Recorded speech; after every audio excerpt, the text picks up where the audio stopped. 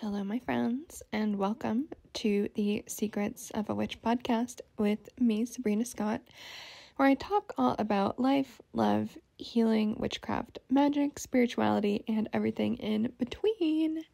So happy Monday, my friends. Happy full moon. I am feeling the vibes.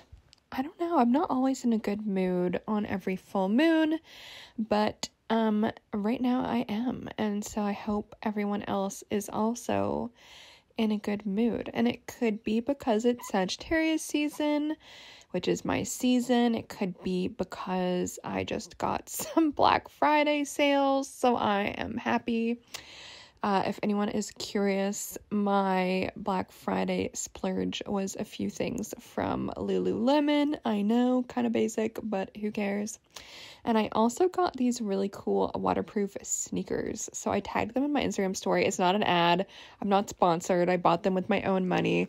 But I gotta say, I was very surprised that they were completely bone dry on the inside after a 90-minute walk in the pouring rain. So kudos to that technology. Pretty bonkers.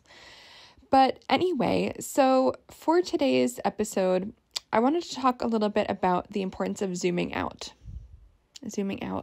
And this is a little bit inspired by a rant that I just posted on Instagram about, I don't know, I'm just so sick. And I know a lot of people are not going to be happy about this, but I'm just very sick of the kind of like, and I did an episode about this, I don't know, a week or two ago. I'm a bit sick of the like war porn all over the internet, and I'm a little bit sick of the way that people are talking about it, and I'm a little bit sick of the performative, moralizing, and, flavor of the week outrage politics type of thing. And some of the pushback I got was like, you have no compassion, people are dying, and I'm like, yeah, I know, I literally wrote that in the post, like, did you read? Hello? So, like, yeah, I know people are dying. I've been knowing, as we all know, I've been knowing. And that might be true. That is true.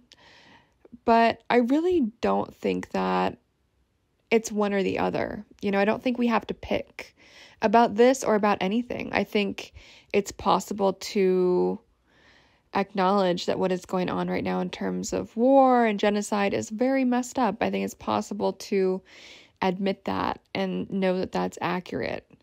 I think we can have that in one hand. And I think in the other hand, it's possible to take 10 steps back, look at everything from an eagle eye view, and look at things in a different way with a little bit more of a critical lens, and comment on the commentary and comment, as I've been doing, on the ways that people have been maneuvering around this issue in particular. It's been really interesting to observe.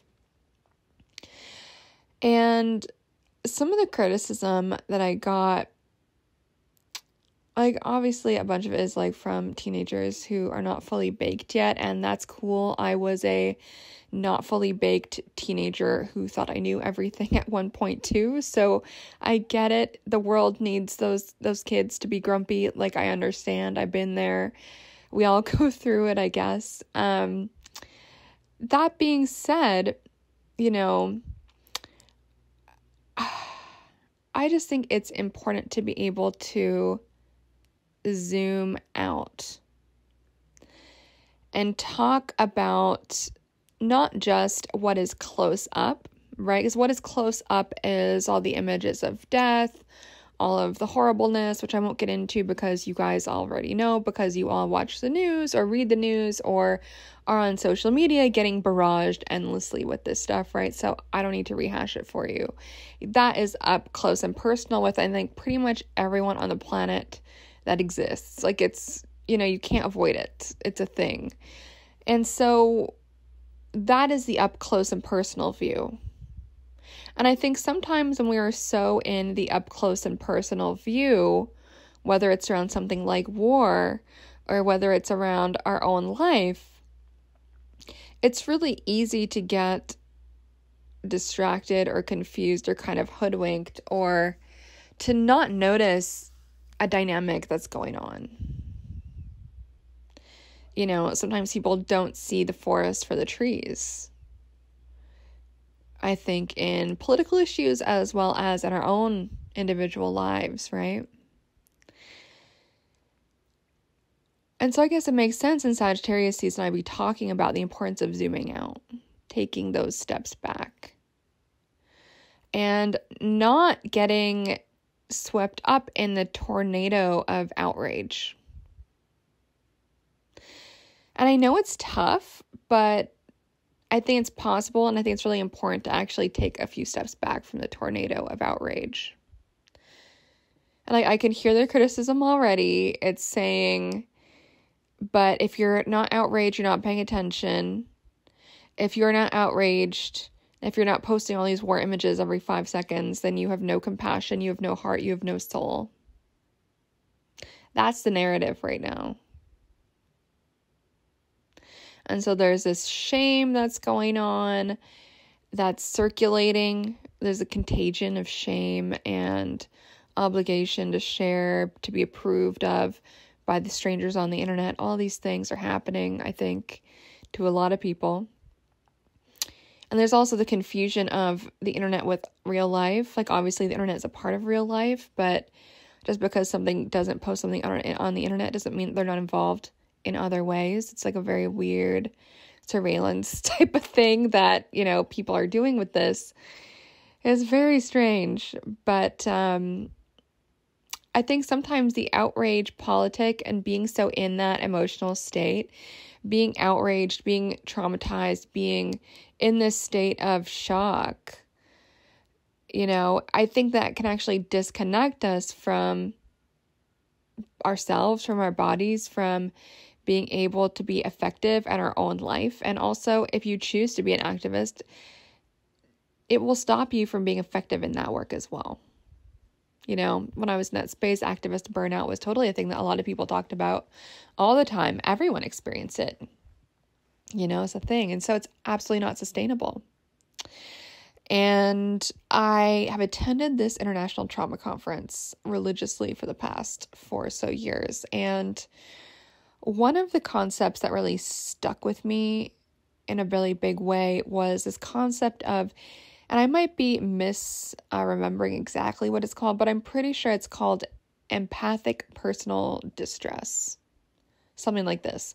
And the concept basically is that people can have this overload of empathy, this overload of identification with how someone else is feeling or might be feeling, in this case, what an entire region of the world might be feeling, to the point where it's like overwhelming to the extent that it becomes like a short circuit.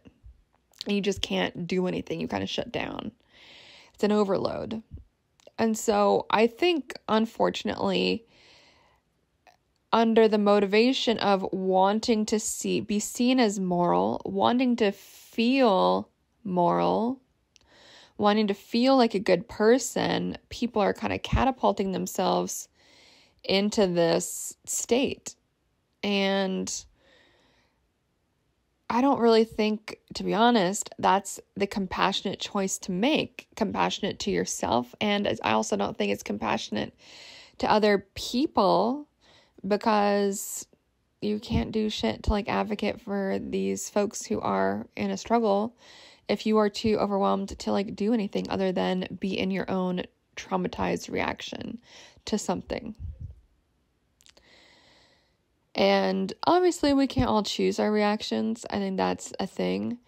But I also think it's important to take some personal responsibility for our media intake and to be critical about that, where we're getting our news from. Why are we seeking out endless doom scrolling? This was a big thing during the pandemic, all the doom scrolling. And don't get me wrong, I absolutely engaged in all of the health and science doom scrolling around the pandemic, around COVID, especially before there was vaccines. I was like on a doom scroll extravaganza because having more knowledge made me feel more in control. but it was a very fragile control. Like, I also was kind of on the brink of like, oh my God, at times, right? When there were like really scary times here, you know?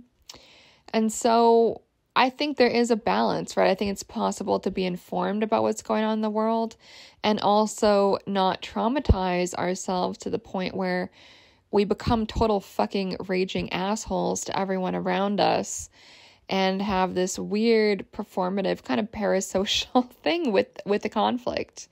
And for people who are from that region or who have ties to that region in some way, obviously it's a lot more personal. So what I'm saying is not really about folks who fall into that category. Like, obviously, if there was some crazy shit happening where I grew up, I would be posting some crazy shit about it as well. Probably not 24/7 on a rampage loop because, like, first of all, who has time for that? Second of all, what purpose does that serve?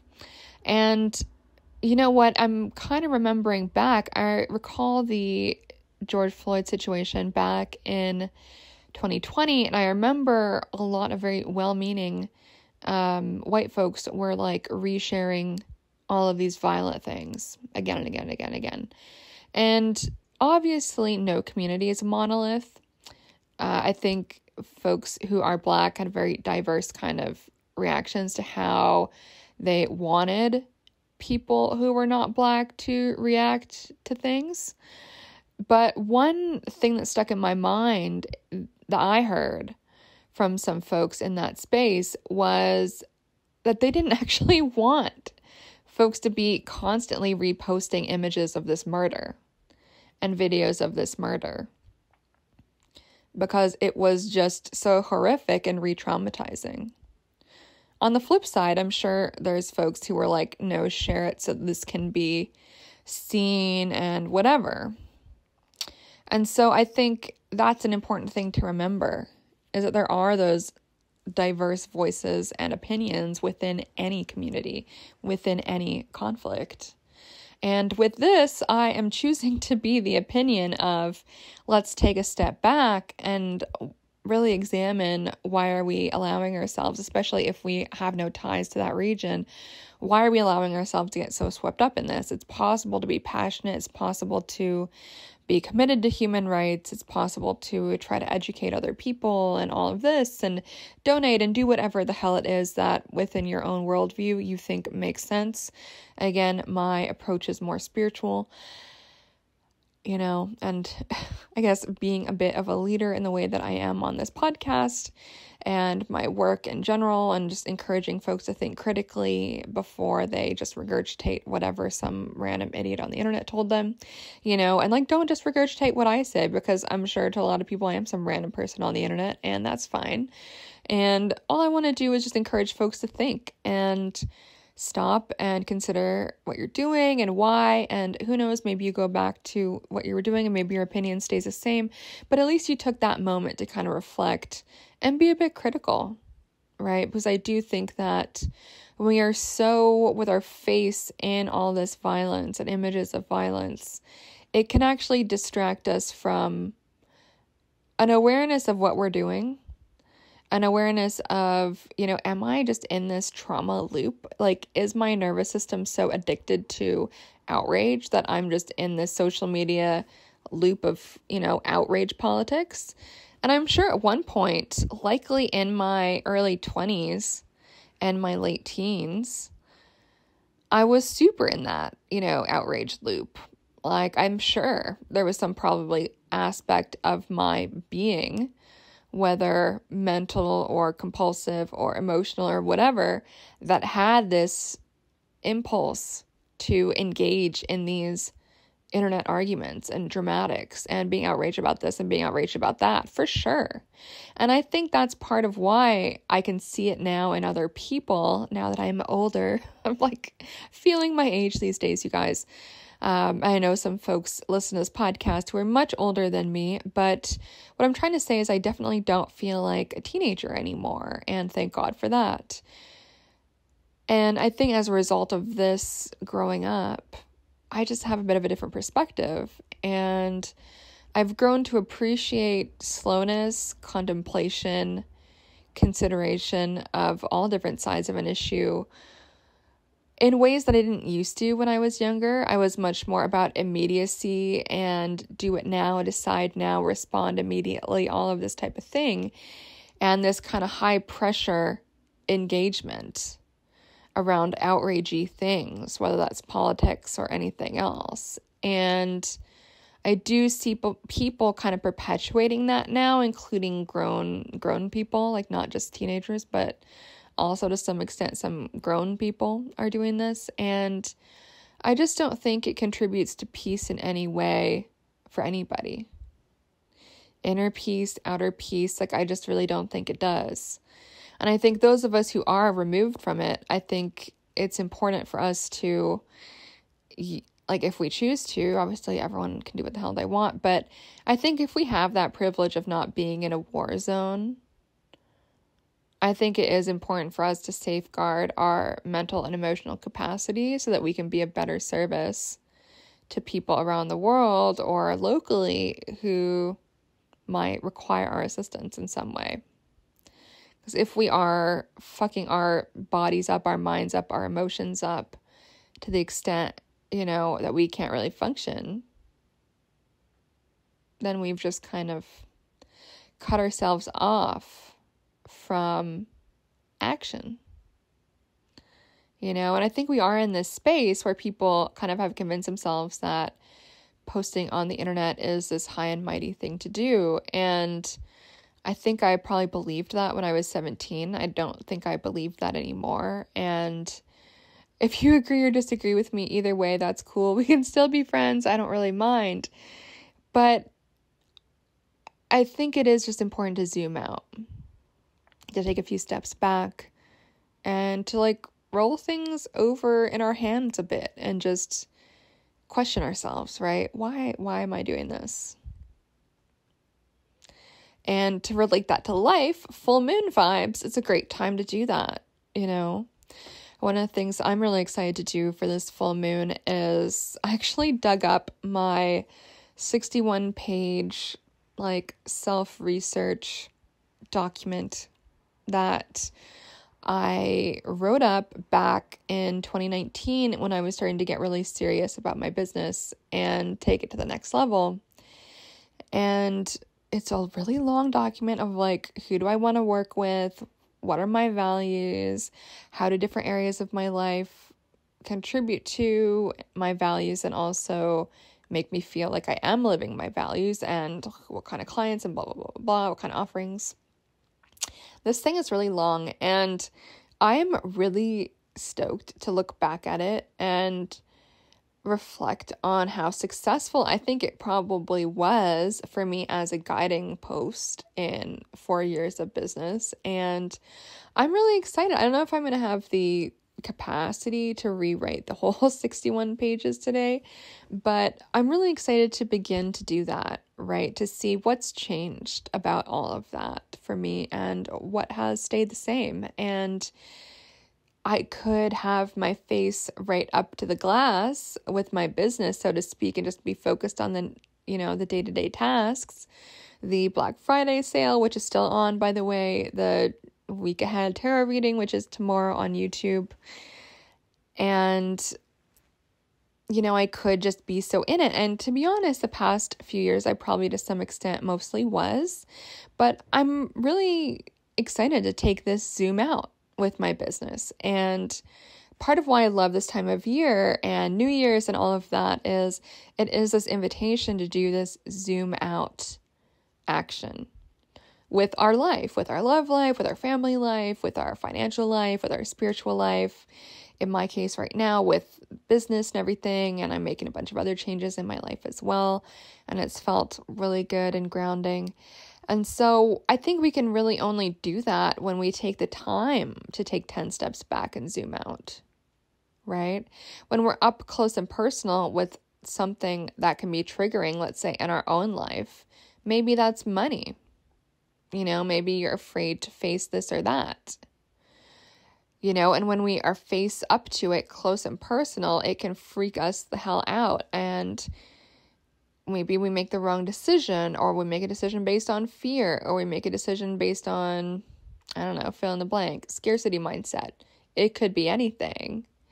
But when we take those 10 steps back and look at whatever it is in our life that triggers us, again, whether that's money, whether that's family, whether it's friendships, whether it's our creativity, whatever it happens to be, it's really only then that we're able to make a plan.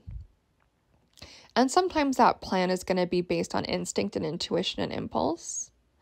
But that bird's eye view is really crucial.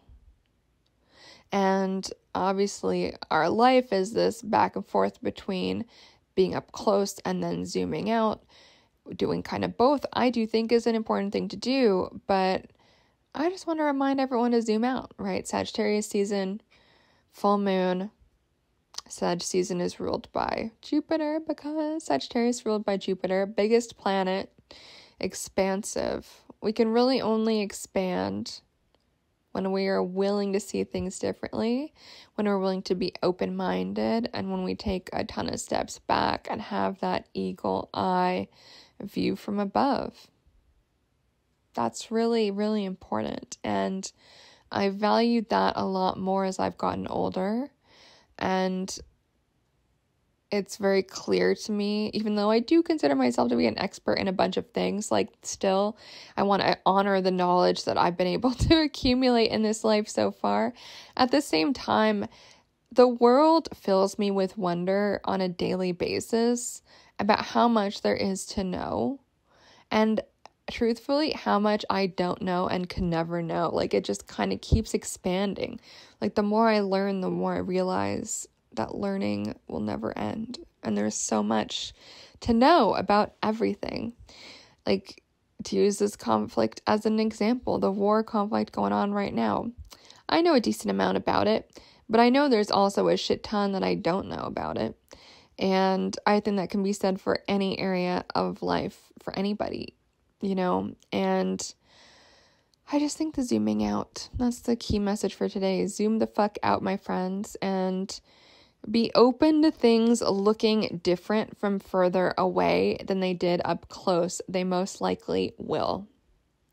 And it's only when we're open to that we open up the opportunity for a new lease on life. And I really believe that.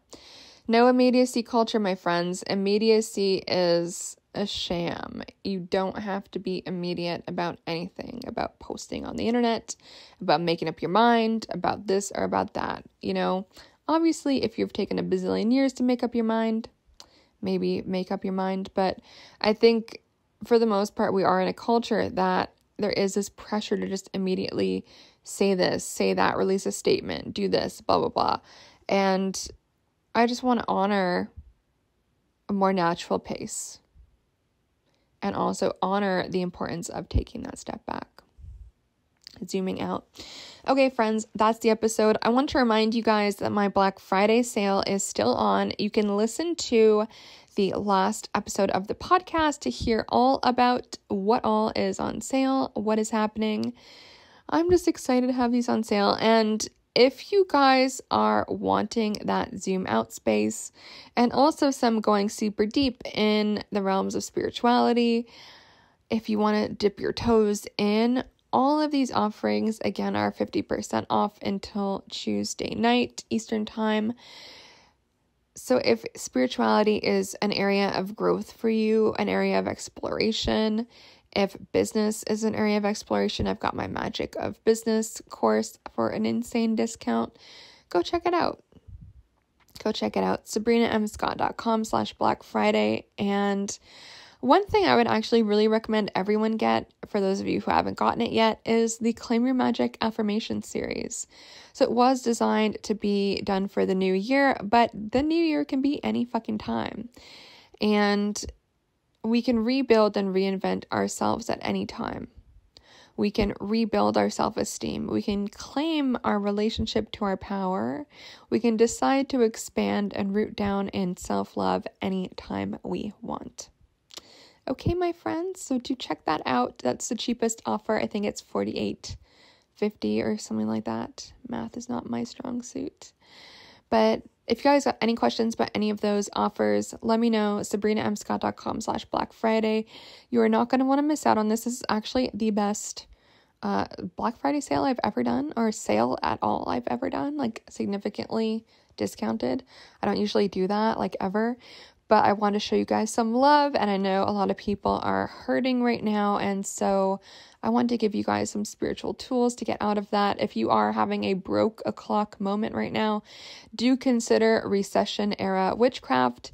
It is, I think it's on sale for $125, and so that is going to be all about money magic, budgeting magic, drawing in money, how to do magic with materials that cost absolutely nothing, how to reconfigure your relationship to debt, thinking about attracting money. And money magic, I would say, is the main vibe, attracting and sustaining all of these things. So check it out, my friends, sabrinamscott.com/Black Friday. And one thing I have not talked about too much, but is true, is I am actually deciding to leave up my feminine energy without bullshit enrollment till the end of the month. The reason for that is I had a medical procedure in the middle of the launch, so silly me. I don't know why I thought it was a good idea to do that, but here we are. And so if that is something that you do want to jump into, please send me a hello. I think most of you guys know how to get a hold of me by now.